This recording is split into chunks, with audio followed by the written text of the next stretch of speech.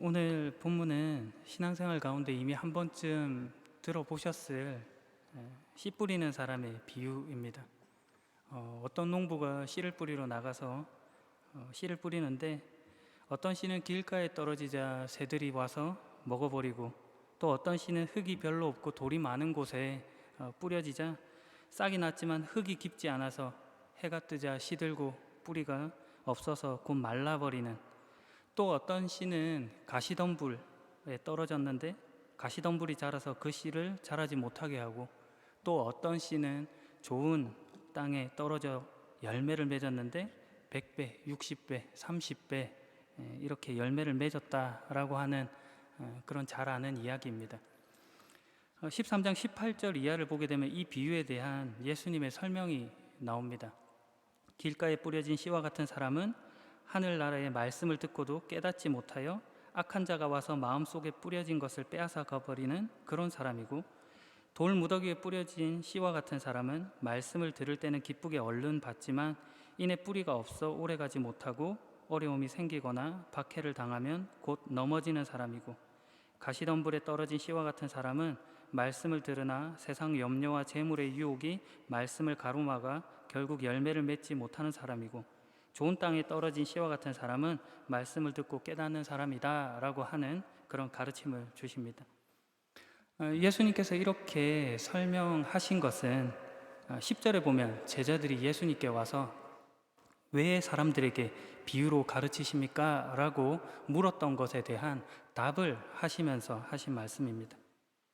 여기서 비유로 표현되어 있는 파라볼레라는 단어는 신약 성경에서 한 50회 정도 등장하는데요, 히브리서에 한 2회 나오고 나머지는 다 공관복음, 그러니까 마태복음, 마가복음, 누가복음에 48회가 등장하는 그런 단어입니다.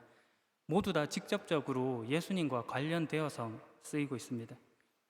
이때 비밀, 이 비유라고 하는 이 단어는 심오한 사상, 어려운 이야기 이런 것들을 일상생활 가운데서 마주하는 그런 예시 이런 것들을 가지고 쉽고 명쾌하게 설명해 주는 그런 방식을 비유라고 하는 겁니다. 누가 들어도 다 알만한 그런 내용이라는 거죠. 오늘 본문의 비유도 당시 농경사회에서 흔히 볼 수 있는 그런 씨 뿌리는 그런 모습의 풍경을 가져다가 쓴 그런 이야기입니다. 그러니 쉽죠. 그런데 이상하게도 지금 제자들이 예수님께 와서 아니 왜 비유로 사람들에게 가르치고 계십니까? 이렇게 묻고 있는 겁니다. 들으면 쉽게 이해가 되어야 마땅한 것이고 바로 알아먹어야지 정상적인 그런 것인데, 지금 그들 안에 어떤 의아스러움이 있는 겁니다. 여러분도 지금 이야기를 들어서 알고 계시지만 그 내용이 별것 없습니다. 딱 들으면 알만한 그런 내용이었죠. 그런데도 지금 제자들이 그렇게 묻고 있는 겁니다. 이것은 마치 여름은 어떤 사우나에 들어가 있는 것처럼 덥다, 겨울은 냉동고에 들어가 있는 것처럼 춥다, 이렇게 말해버리는 것과 다름 아닙니다. 당연한 말을 너무 아무렇지 않게 하니 지금 제자들이 매우 당혹감을 느끼고 지금 예수님께 묻고 있는 겁니다. 2절에 보면 많은 사람들이 예수님의 주위에 몰려들었습니다. 예수님의 유명세를 이미 익히 들었고, 그러니 그분의 어떤 특별한 말씀을 듣고자 하는 그런 열망이 있는 겁니다. 그런데 지금 예수님께서 너무 뻔한 말씀을 너무 아무렇지 않게 하고 계시니 한편으로는 김이 새기도 하고, 또 한편으로는 예수님이라면 좀 다른 말씀을 하실 것 같은데 하는 생각으로 묻지 않을 수 없는 겁니다. 답은 동일한 겁니다. 마치 여름에는 산에 가도 덥고 바다에 가도 덥다, 겨울에는 집에 있어도 춥고 밖에 나가도 춥다, 뭐 이렇게 말하는 것과 같습니다. 무슨 말인고 하니 어떻게 해도 그가 가진 그 특징은 변함없이 드러나더라, 이 이야기를 지금 해주고 있는 겁니다. 오늘 본문으로 보자면 결국 내용은 씨가 아무리 좋아도 좋지 않은데 뿌리면 결국 결실할 수 없다, 소용이 없더라, 이 이야기를 해주고 있는 겁니다. 그러면 이제 쉽게 우리가 이 비유를 통해서 그러니 열매를 맺어야지 결실해야지, 소용 있어야지, 옥토가 되면 되겠구나, 이렇게 간단하게 결론 내려서는 안 됩니다. 이 비유에는 없는 것이 참 많습니다. 가령 씨 뿌리는 자가 옥토에만 정성스럽게 씨를 뿌렸다거나, 아니면 길가, 돌무더기, 그리고 가시덤불을 잘 기경하고 갈아엎어서 정리정돈을 하고 거기다가 씨를 뿌렸다거나, 씨의 종류가 무엇이었다거나, 씨의 상태가 좋았다든지 나빴다든지 하는 그런 말들은 없습니다.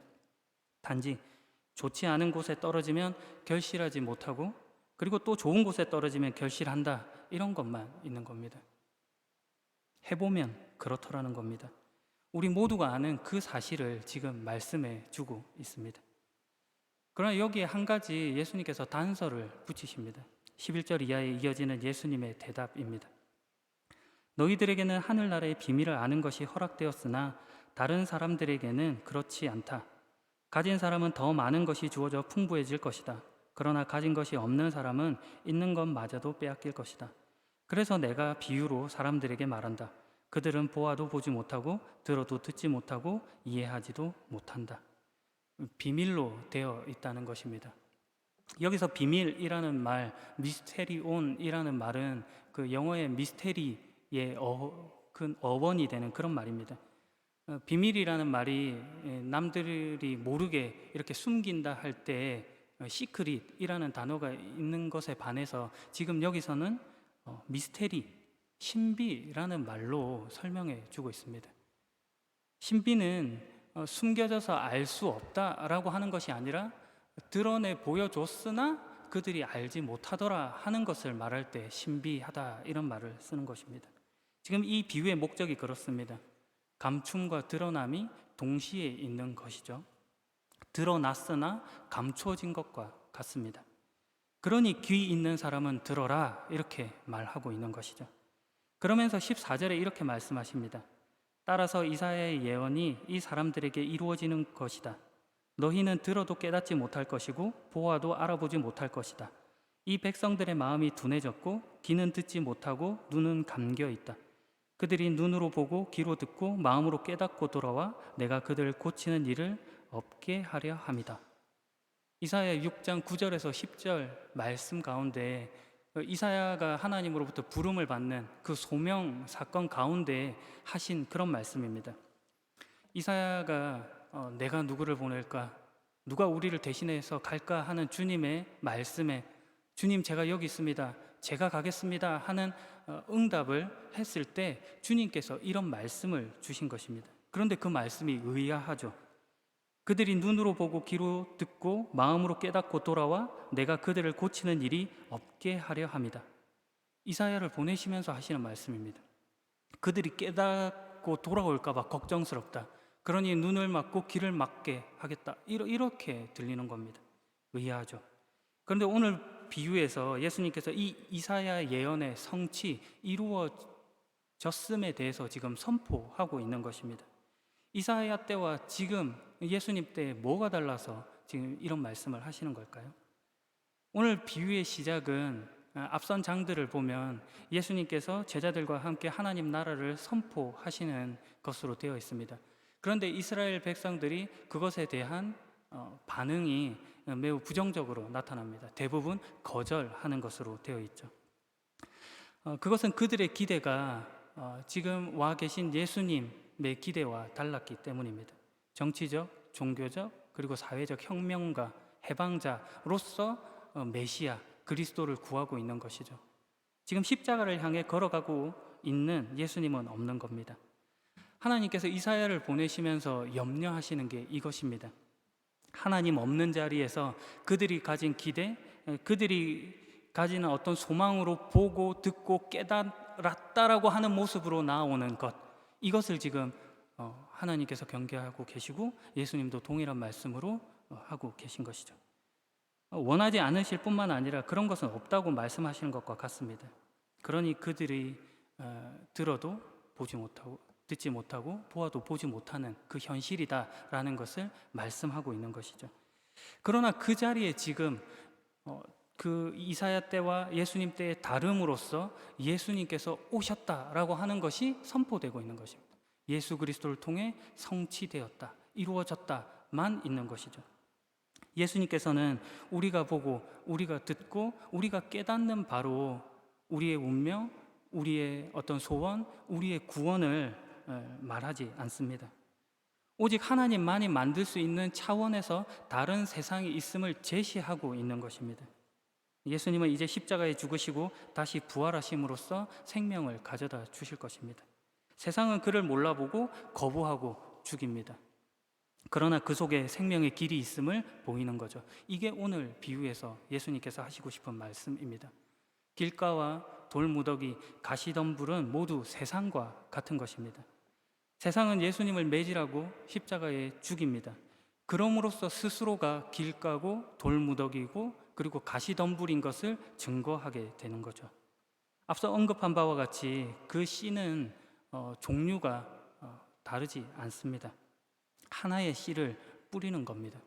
그러니까 동일한 씨지만 그 땅이 좋지 않은 탓에 결실하지 못했음을 말해주고 있는 것이죠. 세상은 무엇을 받든지 죽이는 것으로 나아갈 수밖에 없다. 만들어내지 못한다. 그런 형편이다라는 것을 지금 비유를 통해 말씀해주고 있는 것입니다. 이것은 단순히 밭이 나빴다 이런 차원의 말이 아니라 어떤 좋은 씨를 가져다 대도 세상이라는 것은 결실하지 못한다라는 것을 보여주는 예시입니다. 결국 예수님께서 오셔서 십자가에서 죽으시는 방법 외에는 다른 대책이 없음을 지금 설명해 주고 있는 것이죠. 너무 당연하니까 의아스러웠던 비유와 같이 예수님 입장에서는 너무 당연한 말씀을 했는데 사람들이 의아스럽다라는 것을 보여주는 거죠. 그러니 십자가에서 예수님께서 달려 돌아가셨을 때 저 메시아 그리스도는 왜 죽어야 하는가, 남은 구원하면서 정작 자신은 구원하지 못하는가 하는 그런 소리밖에 낼 수가 없는 것입니다. 의아스러움이죠. 그러나 거기서 드러나는 답이 발화하는 능력이 부족해서 그런 것이 아니라 그 땅이 어떤 땅인가를 보여주시기 위해서 이 일을 걸어간다 하는 것을 보이시는 겁니다. 들어도 깨닫지 못하고 보아도 알아보지 못하는 세상이기 때문이라는 겁니다. 이 사실을 말해줍니다. 그러나 거기서 멈추지 않죠. 성경은 디모데후서 1장 9절에서 10절은 이렇게 말합니다. 하나님께서는 우리를 구원해 주시고 그분의 거룩한 백성으로 삼으셨습니다. 이것은 우리가 무언가 큰 일을 해서가 아니라 그분이 원하셔서 그분의 은혜로 된 것입니다. 그 은혜는 세상이 시작되기 전에 예수 그리스도를 통해 우리에게 이미 주어졌습니다. 그리고 우리 구주 예수 그리스도가 오시고 나서야 비로소 우리에게 보여졌습니다. 예수님께서는 죽음의 권세를 깨뜨리시고 복음을 통해 영원한 생명의 길을 보여주셨습니다. 오늘 비유로 보자면 길가, 돌무더기, 가시덤불 이런 것들은 열매를 맺지 못하는 그런 현실 이런 것이지만 지금 이 자리 가운데 예수님께서 오시고 죽으시고 부활하심으로 생명의 꽃을 맺더라라는 것을 말씀하시는 것입니다. 이사야 35장 1절에는 광야와 메마른 땅이 기뻐하며 사막이 꽃을 피울 것이다 이렇게 말씀합니다. 도무지 피울 수 없는 그런 환경 속에서도 꽃을 만들어 내시고야 만다 하는 그런 이야기인 거죠. 꽃을 피우십니다. 우리는 이제 그 꽃을 보고 그것이 어떤 밭이었는지에 대해서는 관심을 두지 않습니다. 그것이 꽃밭이라고 생각하고 부를 뿐인 거죠. 우리는 옥토가 되는 것으로 구원에 대해서 말하지 않습니다. 대신 길가, 돌무더기, 가시덤불 도저히 생명을 만들어낼 수 없는 그것에 꽃을 피우는 것, 그것을 구원으로 받게 되는 것입니다. 모든 것을 삼키고 소멸하고 썩어가던 땅에 꽃이 핌으로 꽃밭이 되는 것, 예수 그리스도께서 오셔서 이 사실을 말씀해 주시는 겁니다. 보여주시는 거죠.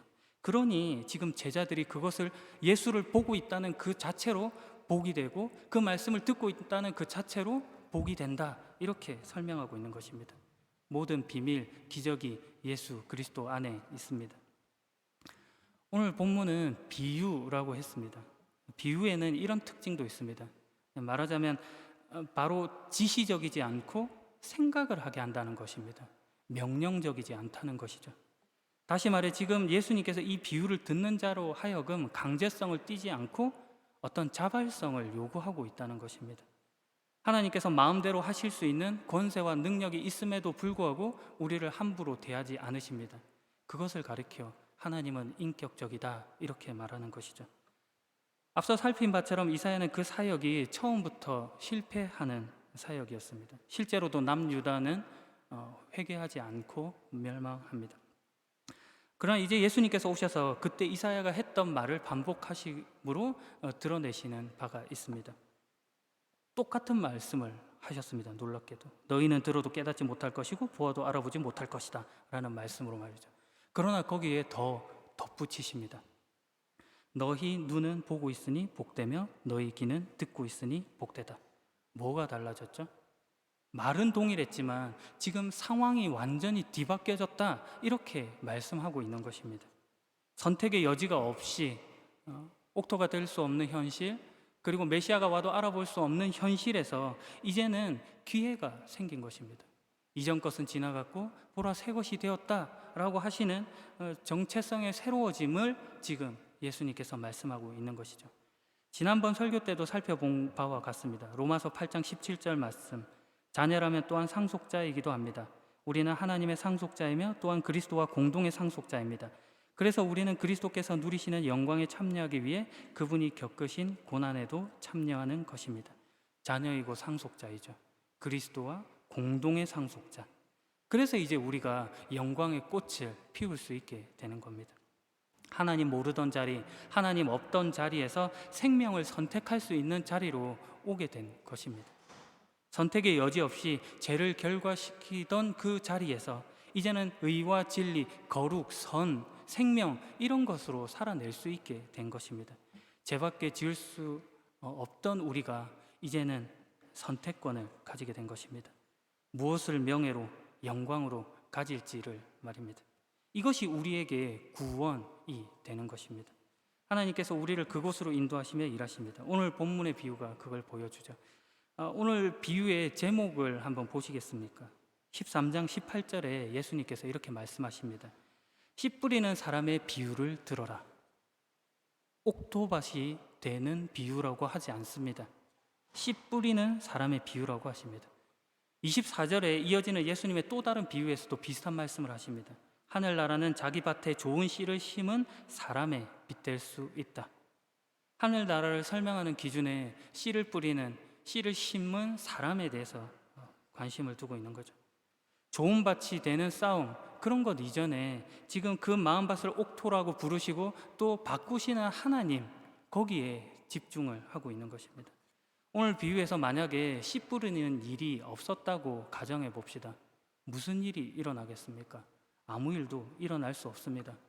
그 밭이 길가든 돌무더기든 가시덤불이든 옥토든 아무 상관이 없습니다. 내가 옥토가 되어야지 하는 것으로 결코 결과시킬 것은 아무것도 없습니다. 오직 씨 뿌리는 사람의 사랑과 기대, 뜻이 있어야 가능한 일인 겁니다. 감춰져 있으나 드러난 사실이 이것입니다. 귀 있는 사람이 들어야 할 내용입니다. 마지막 이야기로 설교를 마무리할까 합니다. 저는 주말 농장이 있습니다. 아시죠? 거기 가서 제가 하는 일은 아내가 심어놓은 씨앗에 물 주는 게 답니다. 그것마저도 바쁜 때에는 다 하지 못합니다. 그럼에도 불구하고 한참 뒤에 농장을 가보면 많은 잎사귀가 나와 있고 열매들이 맺혀 있는 것을 보게 됩니다. 땅의 상태뿐만 아니라 새지 않은 바람, 그리고 적당한 비, 알맞은 햇살이 만든 작품일 것입니다. 거기에 제가 한 수고는 아무것도 없습니다. 어느 것도 저의 손길이 없습니다. 다 하나님이 하셨다는 고백이 있는 거죠. 사도 바울의 고백과 같습니다. 고린도전서 3장 6절에서 7절 이하, 나는 씨앗을 심었고 아볼로는 물을 주었으나 자라게 하시는 분은 하나님이십니다. 그러므로 심는 사람이나 물을 주는 사람은 아무것도 아니지만 자라게 하시는 분인 하나님은 중요합니다. 상속자된 우리가 이제 하나님의 일을 맡아서 씨앗을 심고 물을 주는 일을 한다고 하는 것으로 이제는 다 됐다 하고 스스로 자고하여서 높아질 필요가 없습니다. 결국 거기서도 확인할 바는 우리를 더 크게 자라게 하시는 하나님의 손길이고 역사인 것입니다. 무릇 선 줄로 생각하는 자 넘어질까 조심하라 라고 하셨습니다. 오직 미쁘신 하나님을 의지하라라고 하시는 말씀이죠. 오늘 우리가 여러분 가운데 말씀의 씨앗을 뿌리고 또 그리고 예수님을 보고 듣고 만남으로 그 인생이 얼마나 복된 줄을 확인하기를 원하시는 그 하나님을 바라봄으로 여러분이 정말 복되다라는 소리 가운데 있는 자임을 느끼시길 간절히 축복합니다. 기도하겠습니다. 경영하시는 하나님, 당신의 계획과 인도, 보호 속에 목적하신 곳으로 우리가 나아갑니다. 과거와 다른 새로운 운명과 지위, 신분 속에 오늘을 살아갑니다. 하나님 없는 자리에서 결실할 수 있다 믿었던 지난 날을 청산하고 이제 주님 안에 있는 하루하루임을 확인하며 살겠습니다. 주님 소리에 귀 기울여 듣는 자로 살겠습니다. 주님 보는 자로 살겠습니다. 오늘도 우리에게 찾아오셔서 두드리시는 예수 그리스도의 이름으로 기도합니다. 아멘.